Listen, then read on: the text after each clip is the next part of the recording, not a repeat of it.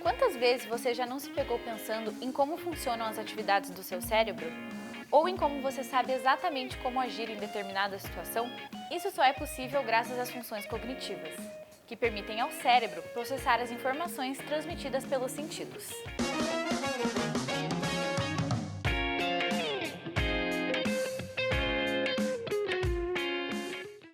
Bem-vindos ao Divertida é a Mente. Nesse programa, vamos explorar a mente humana. Em cada episódio, iremos falar sobre uma função cognitiva do nosso cérebro. No episódio de hoje, memória. Como você acha que o cérebro guarda as memórias? Depende da pessoa, né? Porque tem gente que só de ver guarda, só de escutar guarda. Depende, moça, eu tenho TDAH, então eu não guardo nada. No geral, através das conexões nervosas que a gente tem. No geral é isso, eu sou de biológicas, então esse é o ponto de vista que eu tenho. Conexões neurais e tudo.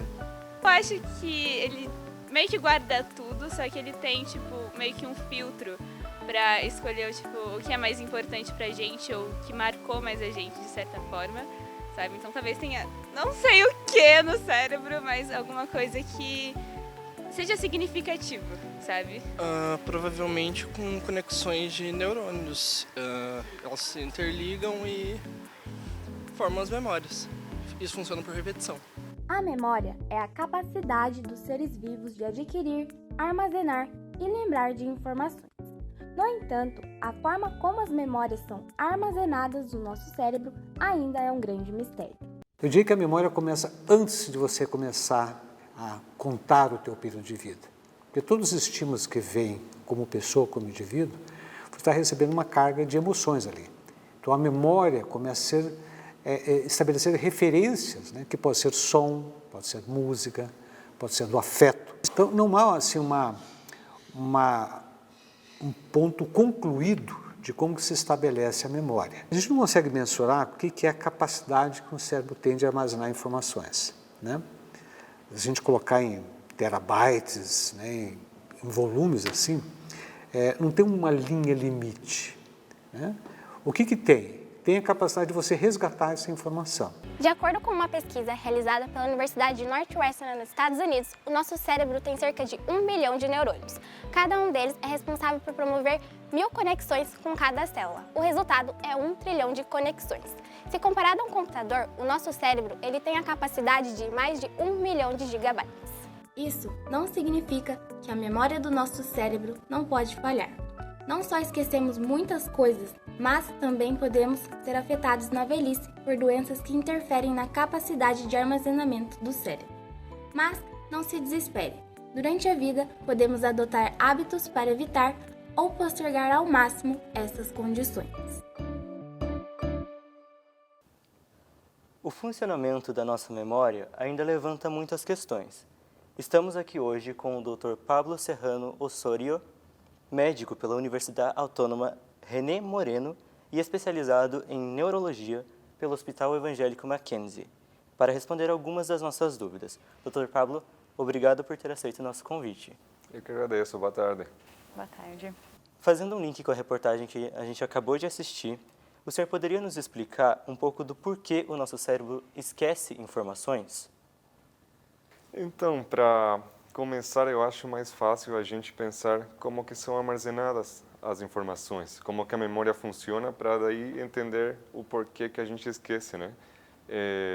Sempre que a gente tem uma informação, qualquer uma, a gente passa por uma, primeiro, atenção, logo após tem uma codificação, depois o armazenamento e lá no final, uma reprodução do que a gente viu, né? Os 4 passos precisam de a gente ter uma atenção plena do que está acontecendo e a gente tem que saber que tem uma emoção junto. Sempre que tem uma emoção, e geralmente a emoção positiva, a gente vai ter de uma forma uma maior qualidade desse armazenamento. Quando a gente tem falha em algum desses processos, no caso, na atenção, no armazenamento, alguma falha, a gente vai esquecer, vai ter uma falha na memória, e aí que eu poderia responder mais fácil a tua pergunta, né? A gente, por uma parte, para ter uma qualidade de memória, deveria ter aqueles processos, tanto para uma memória a curto quanto a longo prazo. E se a gente tem alguma falha nesse, a gente vai esquecer, né, a informação, qualquer informação que a gente esteja conversando daí. Interessante. E nesse sentido, como doenças como o Alzheimer se desenvolvem e por que elas acontecem muito mais na velhice? Então, o Alzheimer, por exemplo, a gente deveria definir o que é Alzheimer, partindo daí, né? O Alzheimer é uma demência, um tipo de demência. Demência seria perda de capacidades, né? Perda de capacidades. Geralmente, o Alzheimer começa na velhice, acima de 60 anos, que é vamos falar assim, idade média, porque o Alzheimer e a demência do Alzheimer está dentro das doenças neurodegenerativas, que a gente chama. Depois de certa idade, 50, 60 anos, nosso cérebro vai perdendo aquela plasticidade e recuperação neuronal. Aliás, tem outros fatores associados, saúde, sono, alimentação e demais, que se a gente não tem uma boa qualidade, não vai cuidando durante a vida, daí vai chegar numa idade que é associada a essa perda de plasticidade e a doença neurodegenerativa que já tinha talvez uma carga genética associada, vai começar a apresentar os sintomas daí para frente, né? E por isso que acomete geralmente idoso, porque a partir de certa idade que não tem mais, digamos assim,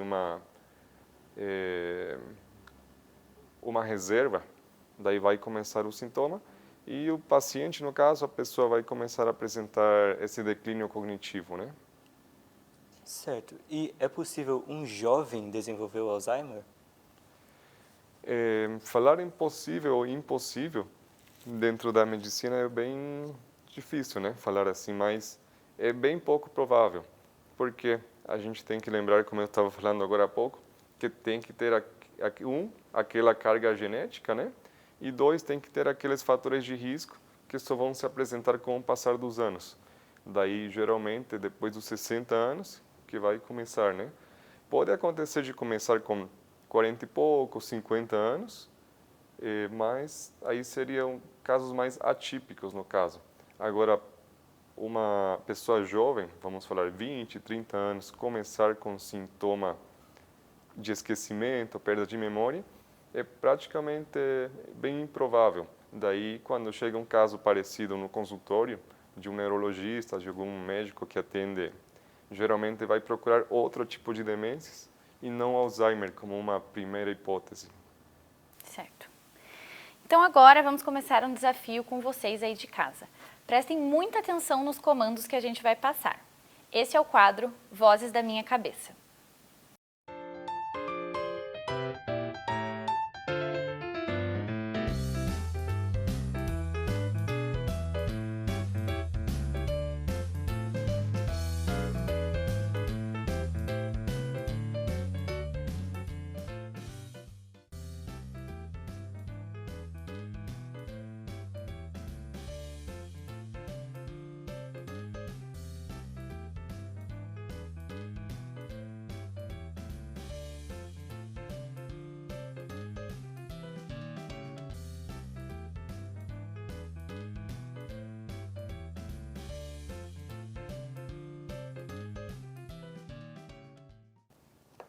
Dr. Pablo, pode nos explicar por que a gente consegue reconhecer esses rostos familiares mesmo sem muita nitidez? Claro. Então, como eu estava explicando agora há pouco, né, nossa memória, assim, tanto visual, a memória também verbal, não verbal, que tem vários tipos de memória, funciona com os 4 processos que eu estava explicando para vocês. Com o passar do tempo, tem neurotransmissores, tipo assim, substâncias químicas no cérebro que vão reforçando aquilo que a gente vê de forma repetitiva, uma imagem, por exemplo, uma informação, e com o passar dos anos, essa informação vira praticamente automática, já fica armazenado, até tem estudos que falam que tem mudanças estruturais nas fibras e nas estruturas mesmo, né, do sistema nervoso central, que depois de passar um tempo, nossa lembrança vira automática. A gente nem precisa mais se esforçar. O que está acontecendo? O que estou olhando? Você olha e, como um reflexo, vem na tua cabeça, essa pessoa é um familiar. Acontece igual com um cheiro, acontece igual com até com forma. Você pega, por exemplo, uma chave na tua mão e você sabe, isso daqui é uma chave. Não precisa ficar olhando para a chave ou ficar pensando. E o que acontece aqui é a mesma coisa. Quem já teve um contato prévio ou vários favorece mais ainda, pois você vê uma vez, vê mais uma vez mesmo um pouco mais apagada a imagem ou com outra cor, mas você vai reconhecer de forma imediata, assim. Nossa, é bem interessante, eu não tinha conhecimento de que a gente funcionava desse jeito. Então agora, pessoal, a gente vai para mais uma dinâmica aqui no programa.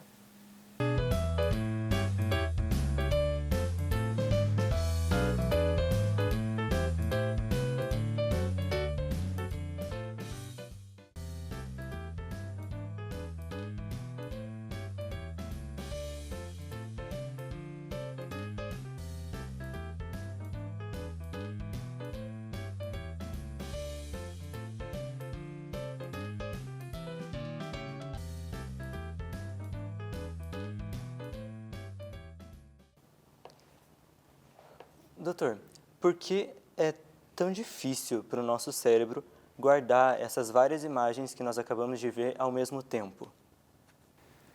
Então, eu achei bem interessante essa dinâmica ali, até pelo número 9 que tem ali, porque, para começar, explicar um pouco talvez de memória a curto prazo, tá? Nossa memória a curto prazo tem, em média, assim, uma capacidade para guardar 7 objetos, ou 7 palavras, digamos, 7 números. Um número de 7 depende da pessoa que está mais treinada com questão de atenção e depende também, claro, a situação emocional, a energia que você tenha na hora.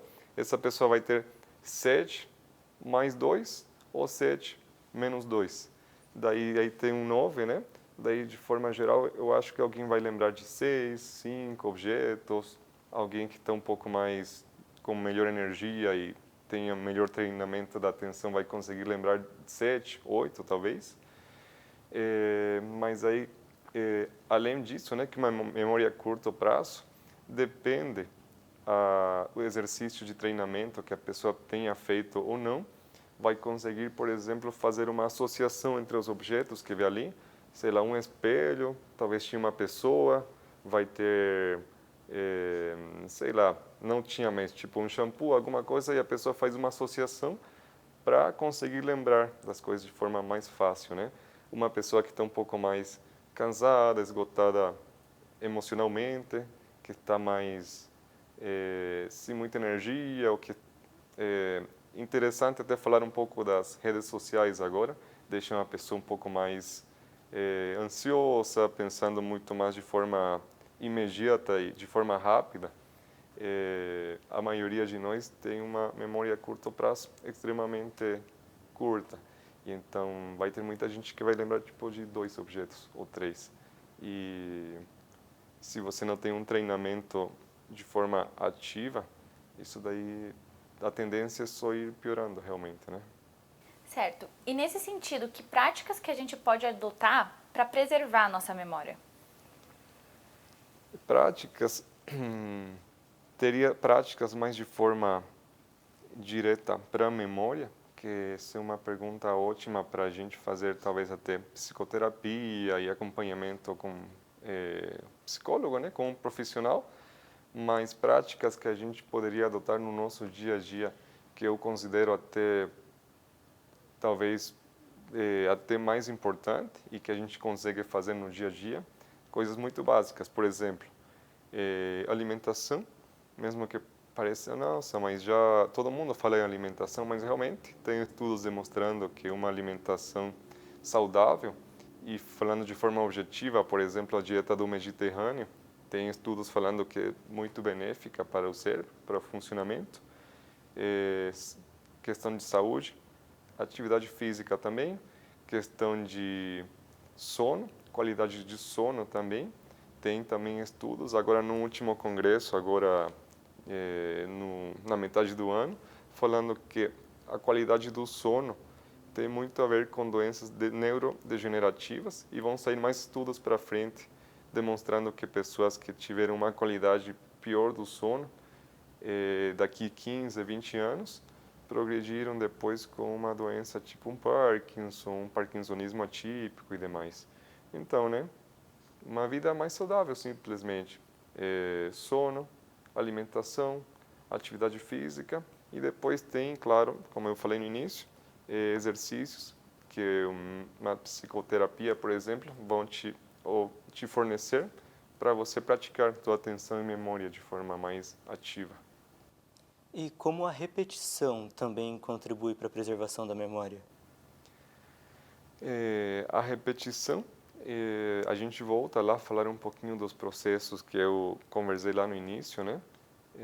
Quando a gente fala de forma, vamos supor, eu vejo uma garrafa de água azul, vi uma vez apenas, passa pelo primeiro processo, né? Apenas pela atenção. Se eu vejo essa garrafa 2, 3, 4 vezes até mais, é o que acontece quando a gente estuda, né? Eu estou na faculdade, tenho uma matéria muito difícil, eu dei uma olhada só, daí eu talvez vou entender ou lembrar de uma ou duas informações. Eu consegui ler 2, 3 vezes a mesma leitura, daí vou conseguir decorar mais coisas pela explicação que eu conversei mais ou menos por cima, que a gente tem os neurotransmissores, né, que vão se formando, vão fazendo caminhos diferentes e com o passar do tempo, esses caminhos viram até estruturas novas no nosso cérebro, que essa repetição do dia a dia vão fornecer, assim, digamos assim, um novo caminho para a gente ter essa memória bem acoplada no nosso córtex a longo prazo. Certo, bem curioso isso. E agora, pessoal, a gente vai para a nossa última dinâmica do dia.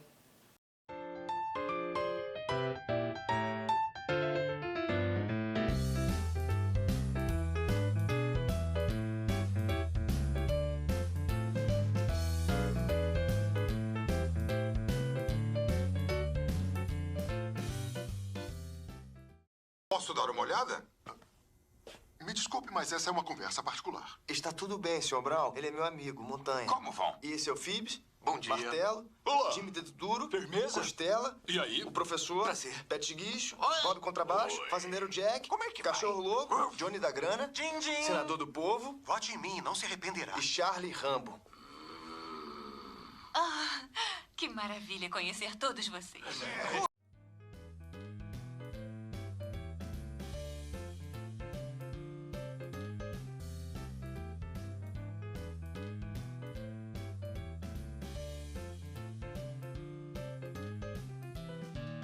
Posso dar uma olhada? Me desculpe, mas essa é uma conversa particular.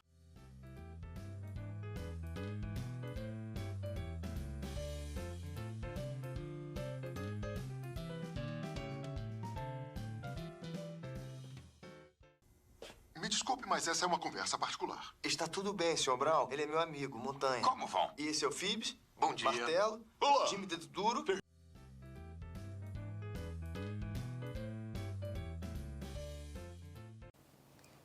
Aqui o caso é um pouco parecido com o de relembrar os objetos, mas por se tratar de um vídeo com mais elementos juntos, se torna um pouco mais difícil para quem está assistindo prestar atenção em tudo, em todos os detalhes? Completamente, né? Eu tentei fazer a atividade enquanto estava passando ali e eu não consegui acertar nada, assim, porque o que acontece nesse vídeo? Tem muita informação, né? O que você falou, tem muita informação, muitos detalhes, e enquanto eu acho que deu 10, 15 segundos, então nosso cérebro tenta lembrar de tudo, assim, os detalhes, o que for mais importante para cada um de nós, e vai ter um que vai lembrar o primeiro nome, vai ter um que vai lembrar do outro, depende do que você está fazendo, está mexendo no celular, está pensando o que você vai fazer mais para frente, vai pegar só uma parte desses 15 segundos. Então, tanta informação em tão pouco tempo para passar apenas uma vez, tem uma chance grandíssima de você praticamente lembrar de zero informação. Certo. E agora, só voltando um pouquinho para o que a gente já conversou durante esse bate-papo, apenas como uma dica final. Como que a gente pode lidar com essas pessoas que sofrem de doenças que interferem na capacidade da memória do cérebro? Acredito que seja muito importante a gente ter cuidado e paciência, né, para lidar. Realmente, pacientes que a gente tem algum tipo de já perda na capacidade da memória ou da atenção, falando talvez mais especificamente de paciente mais idoso, né, de pessoas mais idosas, que todo mundo agora a gente tem familiar, conhecidos, a gente tem para ter muita paciência, muito carinho, né, muito respeito, porque a gente não sabe quem de nós vai chegar lá também. Oferecer muito apoio também, porque como a gente comentou um pouco, a parte emocional tem muito a ver também. Não adianta a gente ficar bravo, pressionando a pessoa que está tentando lembrar das coisas, porque a pessoa vai ficar mais ansiosa, mais estressada e vai se perder mais ainda. A gente tem que, número 1, ter paciência, tratar com carinho, falar que tem seu tempo, vai com calma, vai pensando. Procurar, claro, um atendimento médico, né, com um especialista, porque às vezes tem alguma medicação que dá para melhorar um pouco essa parte. Mas a parte mais importante, eu acho que, como você comentou, ter muita paciência e ficar no lugar daquela pessoa, né? Dr. Pablo, obrigado pela aula que o senhor nos deu hoje aqui. Eu tenho certeza que muita gente aprendeu alguma coisa nova no nosso programa de hoje. E obrigado também pela disponibilidade, novamente. Imagina, eu que agradeço. Qualquer dúvida eu fico à disposição. Bom, pessoal, antes de encerrar o nosso programa, vai aí a dica do dia.